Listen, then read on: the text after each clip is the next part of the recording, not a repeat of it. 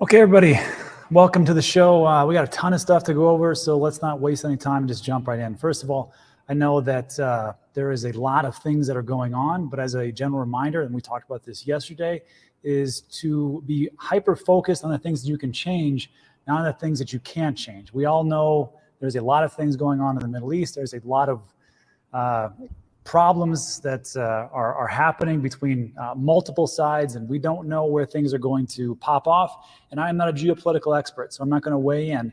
But again, as a reminder, try to focus on the things that you can actually control and on the things you cannot control. What we can control is the things that we do in our reactions to events. Now, we talked about possible recessions, possible depressions, and possible different other things that could potentially happen yesterday. And we took a look at markets, traditional markets, and of course, crypto and digital asset markets, and how they fare in times of panic and times of war. And went all the way back to World War II. And I have to tell you, again, the things that we can control during times of war, there is a positive correlation with returns. So I know everybody talks about, these things will, tear everything apart. Well, just watch yesterday's video and we go from there. Also, I know there's a ton of fake news out there and a lot of things that are being passed around on Twitter, on TikTok, on Instagram, whatever place that you can find it. There is a individual journalist at BBC, and he's done a great job, Cheyenne Sardazadia. I think I said that right.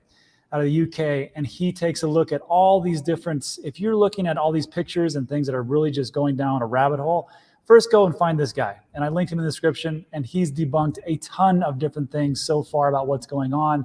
So again, all these things that are happening, who knows if it's real, who knows what it really is, but this gentleman here, he's actually will show you the pictures and the videos from one image, and he'll show it to you from like a year or 2 or 3 years ago. So just be aware that a lot of things that are out there are just fake. So having said all that, before we get into the Fidelity report, which I got to tell you, Fidelity has 4.5, almost 5 trillion assets under management. It is enormously bullish what they just put out. And this is the type of report that you can give to anybody. And it doesn't matter how down that rabbit hole of traditional finance they are. It doesn't matter if they're gold bugs, doesn't matter if they're into stocks or bonds or whatever else. It is a great report to show them and just to really for them to dig in and lays bare a lot of the truths that is Bitcoin. But before we get into that, I just want to talk about a little bit of other bullishness in the markets and what is going on. I'm not a very big hopium type of person, but when we got a ton of negative news, I try to balance things out a little bit of positive. So this was Paul Tudor Jones, and he was on CNBC. And he talked about what's going on with the equities and how everything's going to fare as far as like with a recession, which is potentially coming in. And this is a minute and a half. This is from Documenting Bitcoin. I linked their Twitter account in the description so you can check them out. But what he says right here is great. And again, Paul Tudor Jones, multi-billionaire guy, and he was the one that has really got his knows what's going on in the world. He was the one that in 2019 went to Davos and pretty much told everybody that the cerveza virus was right at our doorsteps. And he was right, because he essentially has some type of information that normal people like us don't have. So I'm going to play this real quick. I'm going to bring up the tab itself so you can actually hear it. Just take a listen. It's about a minute and a half or so. So here we go. You take? I think now the barbarous relics, and I would lump gold and Bitcoin together. I think they probably take on a larger percentage of your portfolio than historically they would, because we're going to go through both a challenging political time here in the United States, and we're going to go through, we've obviously got a geopolitical situation. So I would say. But high interest rates were supposed to be the thing that was actually going to be unhelpful to Bitcoin. Well, and I think on a relative basis, look what's happened to gold. It actually has been. Clearly, it suppressed it. So you know that more likely than not, we're going to go into recession. There's some pretty clear-cut recession trades. The easiest are the yield curve gets really steep. Term premium goes into the back ends of debt markets, right? Into 30-year and 10-year and 7-year paper. The stock market typically right before a recession declines about 12%. That's probably going to happen at some point from some level. And you look at the big shorts in gold, more likely than not, in a recession, the market's typically really long assets like Bitcoin and gold. So there's probably a $40 billion worth of buying that has to come in to gold at some point between now and if that recession actually occurs. So yeah, I like Bitcoin and I like gold right now. Great. So he pretty much just lays it out. He's like, look, the recession's probably going to come, and there's a couple of reasons why. And of course, because of that actually happening, there's going to be some type of store of value that we're going to get into, him being one of them, and of course, a lot of his buddies, and that would be digital gold, Bitcoin, and just regular gold. I own both. I still understand the problem with people, especially with the gold bugs, as they talk about like, hey, you shouldn't own Bitcoin. Like, we're on the same team, I'm pretty sure. I just don't get it. We're here to make some, have a little bit of profitability, but whatever. So what he talked about there, and he's right. And he talks about the different, the yield curve as it inverts and uninverts. And this is the Treasury yield spreads. Again, this is Ben's website in the Cryptoverse, link in the description, 10% off the first month. There's no sale right now, but maybe next month, maybe Ben will be so kind as to limit and drop the price a little bit. But anyhow, so we take a look at the yield spreads. You can see that, yes, right before a recession, let me blow this up, they will invert, and they will go down, they will uninvert, and of course things are going good, and then we'll go in this great part, which is the recession itself. And that happened during the cerveza virus. I stole that from George Gammon. You even check out his channel, it's great stuff. Also, let's see, over here in December, what was this, 01, during the .com crash. And you can see here that, of course, again, Treasury yield, it inverts, then it uninverts, everybody's happy, and then we go into recession. And of course, that is happening. All I'm getting to is that it's happening right now. It's going down, it's inverting. Now we're uninverting, but we aren't at that very point where it's actually at base. So we're waiting for it to actually happen, and then we'll probably get a recession. And when that happens, it is a natural cycle. And not only that, if you take a look at the United States with their debt to GDP ratio, we're at 122%, 129, and we're riding things pretty high. We should be around 60, 68%. Of course, that would be the ideal. But of course, we're America, and we love debt, and we love to print money. So here we are. And of course, in I think a couple years, the interest on the debt, which is over trillion, is more that we're actually going to spend into the military-industrial complex. So if we think about it, there is a ripe time for that. But don't despair, because as a reminder, and we talked about this about a week ago or so, recessions don't last forever, bear markets don't last forever, and bull markets, they don't last forever either. Everything is a cycle, and we average these out, going all the way back to the 50s. The average for a recession is roughly 10 months. Now, some last a little bit longer, some last a little bit shorter, but you're looking at about 10 months. And if we go into Q3 and we have a recession, what does that lead us into? Well, it leads us into roughly 2025.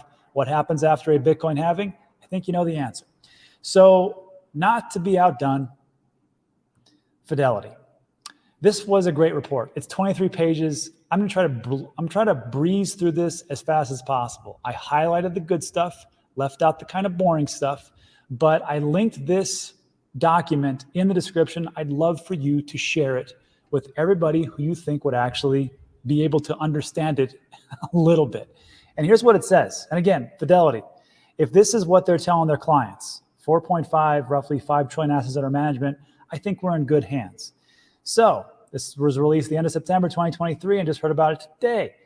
Bitcoin first revisited. Here is, let me see if I can blow this up a little bit. Yeah, perfect. Here's the summary. One of the first concerns investors have regarding Bitcoin is, as the first digital asset, it may be vulnerable to innovative destruction from competitors, such as like MySpace and Facebook. Of course, they're talking about in the good old days in social media before we ever knew Facebook was going to be a juggernaut. We're like, MySpace will take over, or some other thing that was our Friendster. I don't know if people remember that. And of course, it was Facebook. So they're getting to the crux of it, which is I know people, they think that something better is going to come along, but it's not. I know people right now are screaming at the screen going, but Rob, you're an idiot because there's much better technology than Bitcoin. Hold on. We'll get to all that. I got you. So Bitcoin is best understood as a monetary good. And one of the primary investments, thesis for Bitcoin is as a store of value in an increasingly digital world. No other digital asset is likely to improve upon Bitcoin as monetary good because Bitcoin is the most, relative to other digital assets, secure, decentralized, sound digital money, and any improvement will potentially face trade-offs. Other non-Bitcoin products should be evaluated from a different perspective. And this is very true. Let's be honest. Bitcoin right now is the most decentralized. It's the most battle-tested. It's been around forever, and it's building number one. For everybody talking about the flippening, it hasn't happened yet. So I'm just waiting for that day. Investors should hold two distinctly separate frameworks for considering investment in the digital asset ecosystem. Second, consider the addition of other digital assets that exhibit venture capital-like properties. Again, we start with Bitcoin, then we get to the degenerate stuff, which is fine. I just think that with them telling all their customers, I think this is a catalyst for growth. So Bitcoin, the network versus Bitcoin, the asset. I like how they did this because they pretty much laid it out as like, this is what you have to understand. And we're going to talk about this in a second as far as like the network as it compares to like TCP IP, and the asset, which is the Bitcoin that we all know and love and have in our ledger or our Tangent or our LPL wallets. And they said we can, why we believe Bitcoin is best understood as a monetary good, and they put out pictures because it makes things simple. Historians suggest that the answer lies in several characteristics that make good money. And you can see it very, very clearly here. They compare gold, Bitcoin, and fiat. Very nice. Durable, divisible, fungible, portable, verifiable, scarce, and a track record. And Bitcoin has everything except for the track record. We can't beat out in gold for the tens of thousands of years it's been on the planet. And we can't beat out fiat currency yet as far as like a track record. But if you take a look at all fiat currency throughout the entire existence of mankind, all fiat currency inevitably goes to zero. And I don't know when the dollar is going to go to zero. I don't think it's going to be tomorrow like some people say, but at some point it will. So again, durable, it's non-destructible, very hard to destroy, especially with the tens of thousands of nodes that we have. It's divisible, 100 millions of Satoshis per Bitcoin. It's fungible. Of course, you can have one Bitcoin for one Bitcoin, one gold for one gold. It's portable. All I have to remember is my 24-word mnemonic phrase. I can take it anywhere. Very tough for gold to do, but pretty easy for cash. Verifiable, which is on-chain. It's scarce at 21 million. Actually, it's not scarce. That's not the right word. It's finite. Because gold is scarce, but Bitcoin is finite. It's only 21 million. We keep finding gold for some reason. It's amazing. Then, of course, the track record. So, again, as I'm going through this, just think about all the people that get to read this and are going to go through this, especially the people that are in traditional finance. They just don't get it yet. They're like, why would I invest into nerd money, which I've been hearing about for a decade now? And I know it's the best performing asset class so far, but why should I do it? That's what this is actually for. And I'm excited that Fidelity put this out. Bitcoin's value is driven by its enforceable scarcity. Again, finite, it's provable finite, 21 million. And of course, it talks about why it's so good. First is Bitcoin's decentralization. Don't have to tell you about that. And it talks about if the network is operated by mere code, can this code be changed? Again, I love this because they put things in there because people are probably thinking to themselves, if this is just code, why can't we just change it and make it 42 million or 100 billion? Yes, you can, but only through consensus of the network participants or the node operators. A change in Bitcoin supply schedule is something that could happen in theory, but almost never will in actual practice. I know people talk about this, but if people are going to vote and say, you know what, we should make it 42 million or 100 billion, you're taking away the best aspect of Bitcoin itself, and you have to get all the node operators, or at least 51%, to agree to that, and that's not going to happen. Second, the Bitcoin network is censorship resistant, of course, because it's on an open ledger, and we've seen what happens when different blocks are fudged around with. I think the Mara or Riot blockchain was doing some kind of experimentation, and they tried that, and it was immediately rejected. The Bitcoin network works just like it's supposed to. And then we get to the good stuff. Why we believe Bitcoin has the potential to be the primary monetary good. We will not be so bold as to predict there will only ever be one money, but we do believe that one monetary good will come to dominate the digital asset ecosystem due to the very powerful network effects. If investors are looking for a digital asset as a monetary good, one with the ability to act as a store of value, then they will naturally choose the one with the largest, most secure, decentralized, and liquid network. Now, right now, I know you're thinking to yourself, but Rob, my crypto is awesome. You don't understand. It's great. It's super fast transactions per second, can do all those things. Again, can you go through this and say that is the most secure? It is the largest, the most decentralized, and the most battle-tested? No, because Bitcoin was the first, and it'll probably continue to be it. I'm not a Bitcoin maximalist. I'm just saying, I understand where they're coming from. So for the case for Bitcoin, the reflexive property is even more pronounced because it does not just include passive holders of the asset. It includes miners. And I like how they break this down so people can understand it, that actively increase the network security. As more people believe Bitcoin has superior monetary properties and opt to store their wealth in it, demand increases. And it's just a continual effect. More computing power devoted to Bitcoin mining leads to higher network security, which in turn makes the asset more attractive, leading once again to more users and investors. And this would have been a great time for them to put the hash rate, which is at an all-time high, which means if we're at an all-time high for hash rate, at some point price will follow, which means that all the Bitcoin miners they're just talking about in this little snippet really believe in Bitcoin and are putting their money where their mouth is, which would make the price at some point go up. Any subsequent monetary good would be reinventing the wheel. And they go to they're going to talk about it here, but I skipped it because when I talk about Bitcoin Cash, as far as like reinventing the wheel for Bitcoin, you're going to see why it works and why it doesn't work. And they talk about the Lindy effect. Lindy's law is a theory that the longer some non-perishable thing survives, the more likely it is to survive in the future. Take a Broadway play. If it's run for 10 years, it's likely to run another 10 years compared to one that's only been around for a year. And think about that for all the different cryptos that you're into. And we actually did a report to take a look at how many different cryptos back in 2017 hit their all-time high in 2021. Out of the top 53, only 11 did. So again, battle tested, and it makes sense as the risk goes down, it makes more sense for people to invest into it. And then it gets into the trilemma. And this is where it talks about how Bitcoin, of course, does have a flaw. Security. Well, the trilemma is very simple. Security, decentralization, and scalability, right? So the more secure it is, this is how likely it is a network can be attacked or compromised. How secure is it?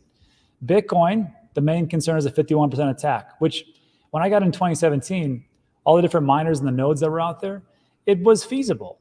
It was actually plausible that could actually happen because we didn't have as much security that we do right now and as many nodes and as many miners that are out there. So the security was an issue. It was a much riskier bet back then, but we believed in it. Now here we are. So, and it talks about how it's way more, here's what they put it. It's way more secure because of the hash rate going up. It would take billions and billions of dollars to attack at 51% as far as Bitcoin. Now, other cryptos I can't say. Decentralization, how much control any one person, entity, or group may have on a system or network. Banks, very centralized. Bitcoin, Ethereum, and a bunch of different ones, much more decentralized. Bitcoin, the most decentralized. So the less decentralized it is, the easier it is to change things on a system or a network because they can do what they want. It's in one section. And lastly, scalable, or how well the network can handle growth. And this is where they said scalability has notably been the Bitcoin network's Achilles heel. And it's true. Have you seen the transaction fees in 2017 and 2021 for Bitcoin? It goes to the roof. And that was the whole point of the Bitcoin white paper, a peer-to-peer transaction. At that point, it didn't really make sense. And that's just the truth. I know some people say, well, Rob, if I'm moving millions upon millions and billions of dollars, I have to spend, $50, $75, I don't care. That's true. But I don't know how many of you got millions and millions of dollars and billions. I don't have billions. So for me, that's not really a good state as far as for a peer-to-peer. I think for the majority of people that don't want to spend $75 to move $10 of Bitcoin around. Just saying. So then to move on, not beat a dead horse. It's the Achilles heel because it maximizes decentralization and security, which is what Bitcoin is. But as a result, in the network with one of the slowest transaction throughputs. That's very true. However, we believe Bitcoin is currently the most secure and decentralized monetary network. So I like how they say, yes, here's the positives, but there is one downfall. But then they get into store of value. And actually, before they get that, they talk about improving Bitcoin, the block size war. And of course, when they talked about changing the code, this is what they're getting to, where they're talking about Bitcoin Cash. And I got nothing against Bitcoin Cash. I don't. I know people hated Roger Vere's guts when he did it in 2017, but I've had him on the show. Nice guy. And I can see why he did it. Bitcoin Cash case study. Advocates of this hard fork believe Bitcoin should, first and foremost, be a literal peer-to-peer electronic cash system, or a system that can handle large amount of transactions. We emphasize that there is nothing wrong with this approach, but it once again demonstrates the trade-offs made for scalability. And once you make things more scalable, there's a problem with other parts of that, with decentralization and security. I have no problem again with Bitcoin Cash. I'm just saying that even when the transactions go up, the transaction fees do go up, but it is a peer-to-peer transaction. You can use it, and don't worry, we'll get to the Lightning Network, so stop screaming at me. Bitcoin's market cap over 100 times greater than Bitcoin Cash, which means that investors have continued to choose Bitcoin as the preferred monetary network, and therefore it appeared to value a secure and sound store of value over faster or cheaper payments. And that's the thing. I know when we talk about this and people will say, well, damn it, this wasn't supposed to be a store of value. This was supposed to be a peer-to-peer transaction. And I get it. I understand exactly where you're coming from because it's easy to say, right? Because that's what the white paper said. And of course, Pierce will say, I don't want to go outside of this because that's exactly what it is. So when I think about it, I really dig deep into it. I think to myself, well, what about iron? Well, actually, let me blow this up so you can see it. And steel. Think of it this way. Bitcoin is a very new technology. It's only 13, 14 years old, right? 2008, the white paper, 2009 rolled out first blocks, Genesis blocks. But if we take a look at iron and steel, I mean, iron was 5,000 years ago. And when early man found it out and smelt it and started to break it down, the most easy things, trinkets, jewelry, breastplates, some swords, not very good though, right? Then around 1800 BC, we figured out, okay, if we take iron, mix it with carbon, we can make steel. That was 1800 BC. And then of course, what happens then? Well, in the medieval times, we used those for protection. Then as we moved on to the later 1900s, we made locomotion. We made steel tracks. We made buildings and everything else on top of that. So even though in the beginning, I'm sure these guys, medieval times, this new technology, iron, they're like, this is it. This is the greatest thing of all time. And we can use these for just these little things. As time progresses, the technology catches up and they go, you know, we can do a lot more things. And I think that's the same thing here with Bitcoin and moving forward. So to finish up with this report, Bitcoin, superior monetary good. The market showing a preference towards Bitcoin, which is slower as a payment system compared to other digital assets and blockchains, signals the market currently values a highly secure, decentralized store of value. Okay, I read that, sorry. And then, how Bitcoin positions itself against the rest of the ecosystem. Bitcoin is currently the most secure decentralized network, but at the base or native network layer, it is not the most scalable. That's why we have stuff like Ethereum. That's why we have stuff like Cardano and Solana and Cosmos and whatever your coin is. Don't yell at me too hard if I didn't mention it. Although no one knows exactly what Bitcoin may become, we think it is instructive to examine two dominant narratives that have growth potential. One is a multi-chain world, which we can tell right here. There's a multi-chain. Maybe winner will take some, maybe winner will take all, maybe winner will take most.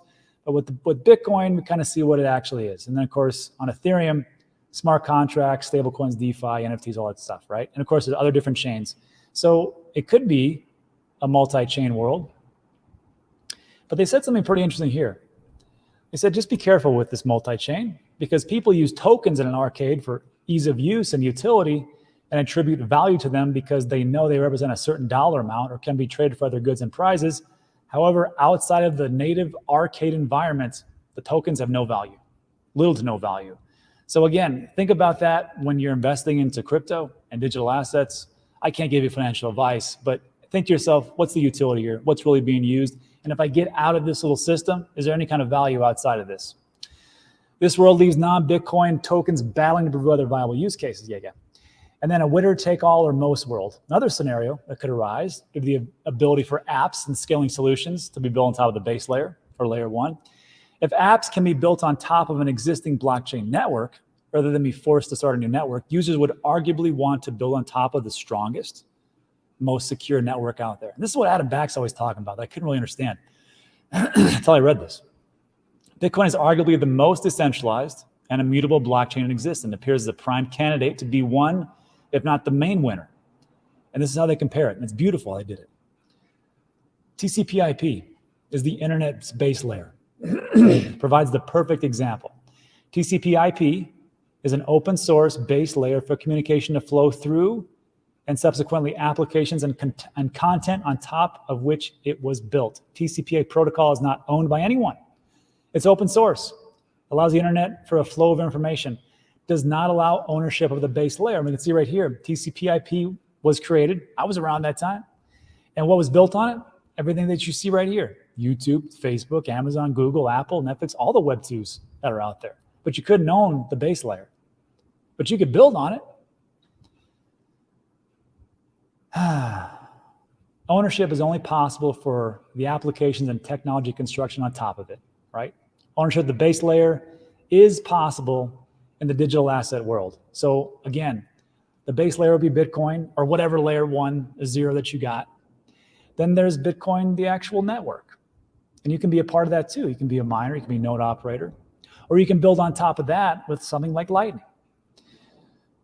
An investor can own part of the base layer of this new tech and be relatively agnostic about what apps are built on top of it. This is why I like Ethereum too, because whatever's built on Ethereum, that's a use case. There's utility there. I know we just talked about it, but I just want to bring that in so people don't think that, you know, this is the only thing I'm talking about as far as Bitcoin. But for this report, it makes sense.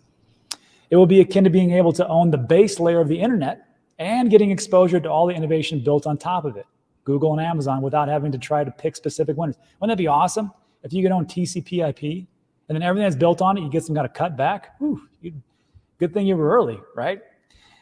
Bitcoin Lightning is built using smart contract functionality, allows off-chain transactions between persons with the ability to make a final settlement on the base layer. All it is this. Me and you want to open up a channel. We trade back and forth. Okay, Pete, you owe me $1. Okay, here's $2. Here's $3. Here's $1.75. And we go back and forth for like a month. And then finally we settle off on the base layer, which would be Bitcoin. That's Lightning in a nutshell. Hopefully it works out. But it comes down to this, where people should expand their portfolio. And so they make a base case for everything. And this makes sense. Digital assets placed in a portfolio. Investment in this space are likely to benefit from segmenting Bitcoin and all the digital asset instruments as separate decisions. Allows for two simultaneous yet separate decisions made by allocators. The importance of holding exposure to the scarcest monetary assets or other types outside of Bitcoin. And then they talk about the risks. Many of the risks and criticisms that could have been used to create a case for this demise of Bitcoin are gone or diminishing. And each day the network grows stronger with more users, miners, and infrastructures being built, which is what they laid the groundwork in the very beginning of this report. There's also a problem with protocol bugs. And I didn't know this. Did you know there's a $1 trillion bounty for anyone capable of exploiting Bitcoin? And no one's collected yet? I didn't know that. So there's a protocol bug. And it says in Bitcoin's case, it is arguably the least likely protocol to encounter a major bug at this stage. Have you heard of any double spend? Have you heard of blocks not being produced? Have you heard of any kind of hack in Bitcoin? I haven't. In its life, because it has existed longer than any other project, and it holds an intentionally simplistic code, and again, $1 trillion bounty. I didn't know that even existed. Then it talks about nation-state attacks, and in 2017, I kind of saw how this would work, but I mean, now it's just, I don't think it can happen. Potential for large countries to oppose the growth of digital assets. Now, actually, that can happen because America is not too keen on Bitcoin and crypto. Good old Joe Biden and good old Gary Gensler kind of despise it. In other words, it's not that we think an allocation of Bitcoin does not come without risks, but we think some investors are overestimating the downside of Bitcoin when compared to other digital assets. And it talks about the growth of digital asset economy and everything that's going to happen, non-Bitcoin risks and return drivers, and it takes a look at between what I looked at, 2017 and 2023. Actually, if you go back all the way, Bitcoin's always number one. And it takes a look at and just reminds people that, yeah, in 2017, these were the top 10. Steam, number 9 was Made. I don't even know what Made Safe Coin is. And I was around in 2017. Augur, I can't remember. Dash, yeah. ETH Classic, yeah. Monero, yeah. Litecoin, XRP, Ethereum, Bitcoin. 2023, Bitcoin, Ethereum, XRP, BNB, Doge. which has been in the top 33 since its inception in 2014, I might remind everybody. Cardano, Solana, and Tron. So as it kind of just points out, and then they talk about the conclusion. They said, look, as a monetary good, Bitcoin is unique. Therefore, not only do we believe that investors should consider Bitcoin, but that Bitcoin should be considered first and separate from all the digital assets that have followed it. And that is it in a nutshell. I know that was a little bit long, but whew, that was a great report. Again, I linked this report in the section underneath, so you can find it very easy. The description. Trying to take comments. But that is what we have for today. And then lastly, as a quick reminder, I'm giving away Sweatcoin, and that's going to be in 3 days. Amazing how things sneak up on us.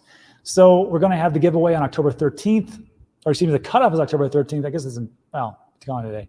October 14th will be the giveaway. I'm giving away 100,000 total Sweatcoins. That's 5,000 to 20 lucky people. Also, we're giving away 10 of their NFTs. And then as a little snippet of interesting pieces, because I'm biased and I own a bunch of Sweatcoin, Sweatcoin was ranked 548 or 534, depending if you're looking at CoinGecko or CoinMarketCap in June. And now it broke into the top 300. So just saying. On top of that, if you take a look at DApp Radar, it's number 4 in all the wallets and all the apps being used. And the only one that's beating them is PancakeSwap and a couple of games, Stargate and Galaxy. Don't know which they are, but looks interesting. So that's all we have, and that's what we have for today. So I know that was a bit long, but I do like that document. So look, if you like today's video, give it a thumbs up, consider subscribing. Everything we talk about is very time sensitive. Thank you so much for stopping by. I do really appreciate it.